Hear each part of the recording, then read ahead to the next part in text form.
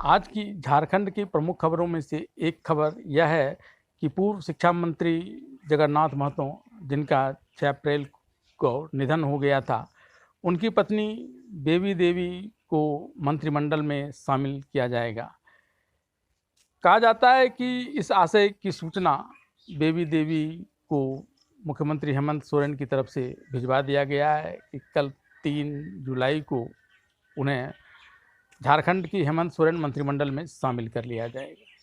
और आज की यह खबर कल पूरी तरह से सत्य हो जाएगा और इसकी सत्यता की जो संभाव्यता है वह 99.99% से भी ज़्यादा है। इसलिए क्योंकि एक तो कुछ दिन पूर्व ही बेबी देवी ने इसी आशय को लेकर कि उन्हें मंत्रिमंडल में शामिल किया जाए, शिबू सोरेन से मुलाकात की थी।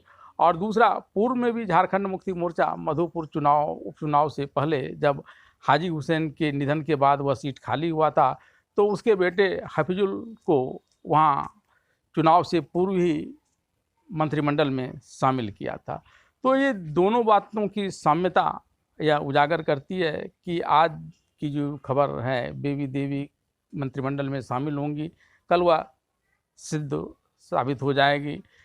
और इसमें कोई गलत भी नहीं है। अगर संविधान के अनुच्छेद 164 की बात करें तो उसमें इस प्रकार की व्यवस्था है कि मुख्यमंत्री के निर्देश पर राज्यपाल किसी भी व्यक्ति को, चाहे वह सदन का सदस्य हो या न हो, उसे मंत्रिमंडल में शामिल कर सकता है, उसे मंत्री पद की शपथ दिला सकता है और वह 6 महीने तक निर्बाध रूप से मंत्री के रूप में रह सकता है। और अगर वह जीतता है तो वह आगे भी मंत्री के रूप में मुख्यमंत्री के आशीर्वाद पर्यंत बना रहेगा, या अगर हार जाता है 6 महीने के अंदर, चुनाव नहीं जीत कर आ पाता है, तो फिर उसकी मंत्रिमंडल की सदस्यता समाप्त हो जाएगी। इस प्रकार का प्रावधान 164 के तहत है।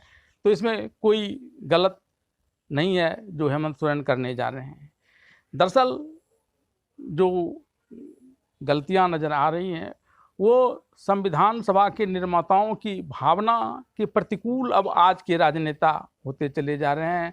संविधान सभा के निर्माताओं को तरह तरह की आशंकाएं थी इस बात को लेकर कि भविष्य के राजनेता संविधान के अनुच्छेदों का अलग अलग तरह से उपयोग करेंगे, उसका दुरुपयोग करेंगे, और ये अब धीरे धीरे उतरता हुआ नज़र आ रहा है। खास करके इस मामले में देखें, सबसे पहले बात की जाए कि संविधान सभा में इस बात पर क्या क्या बातें हुई थी।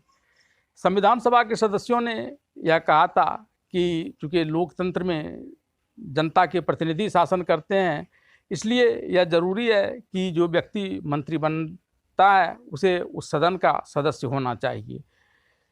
डॉक्टर भीमराव अंबेडकर ने भी इस बात की पुष्टि करते हुए कहा कि यह ऐसा होना चाहिए कि सदन में जो व्यक्ति, जो जनता का प्रतिनिधि होता है, उसे मंत्रिमंडल में शामिल करना चाहिए।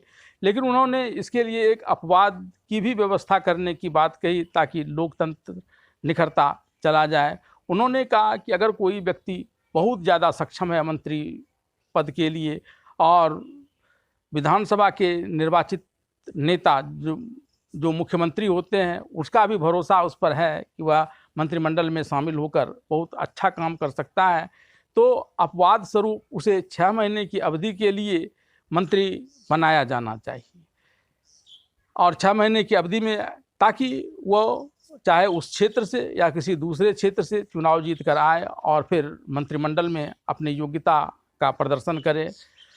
और अगर वह नहीं आ सकता है 6 महीने के अंदर, तो फिर उसकी मंत्रिमंडल की सदस्यता समाप्त हो जाए।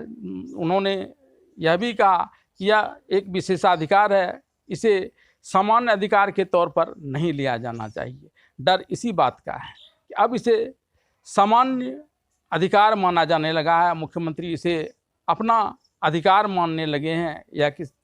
और इसी के तहत झारखंड की वर्तमान उपचुनाव को देखें तो मधुपुर में जब उपचुनाव हुआ था तो वहाँ के जो पूर्व मंत्री थे, वहाँ से विधायक और मंत्री हाजी हुसैन, उनके बेटे हफीजुल हसन को चुनाव से पूर्व ही मंत्रिमंडल दे दी गई थी, और वही चीज़ अब बेबी देवी के मामले में भी किया जाना है ताकि चुनाव जीत सके। अब सवाल यह उठता है कि चुनाव कैसे जीत सकता है कोई मंत्री। दरअसल इन दिनों मंत्री का दबदबा इतना बढ़ गया है कि शासन और प्रशासन उसकी मदद करने के लिए तैयार रहते हैं ताकि उसे कई प्रकार की सुविधाएं आगे मिले, और इसी प्रकार से कई ऐसे लोग उसमें उनकी सहायता में लगे रहते हैं जिन्हें ठेकेदारी करना है या और दूसरा कोई लाभ लेना है। तो इस प्रकार की सुविधाएं मंत्री बनने पर हो सकती हैं, और इसका लाभ मधुपुर उपचुनाव में झारखंड मुक्ति मोर्चा को मिला भी था। हफजल ने वहाँ भारतीय जनता पार्टी के उम्मीदवार को हराया था। और अभी हाल में रामगढ़ में जो उपचुनाव हुआ उसमें एजेएसयू ने कांग्रेस के प्रत्याशी को हरा दिया था क्योंकि वो मंत्रिमंडल में शामिल नहीं था। अब शायद हेमंत सोरेन इसी बात को लेकर कि मधुपुर में मंत्री पद पर रहते हुए जीत हासिल की, तो फिर बेबी देवी को भी अगर बना दिया जाता है मंत्री तो जीतने की संभावना वहाँ पर बढ़ जाएगी, और इसी के तहत शायद ऐसा निर्णय किया गया हो जो हमारे संविधान निर्माताओं की सोच के प्रतिकूल था, क्योंकि उन्होंने इसे विशेषाधिकार को आम अधिकार बनाने से मना किया था।